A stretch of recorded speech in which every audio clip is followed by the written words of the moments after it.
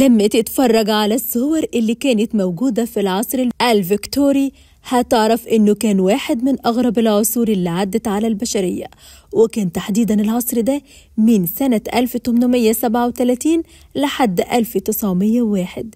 كان عندهم عادة غريبة جداً اسمها تذكار الموت. الفكرة دي جاية من اعتقاد ديني قديم لاتيني بيقول افتكر إنك هتموت، وكانوا شايفين إن الموت جزء طبيعي من الحياة. الغريب بقى إنهم كانوا بيصوروا الميت بعد وفاته، أوقات يلبسوه لبس شيك ويحطوه على كرسي أو سرير كأنه نايم، وأوقات يحاولوا يثبتوه في وضع واقف ويخلوه باين حي.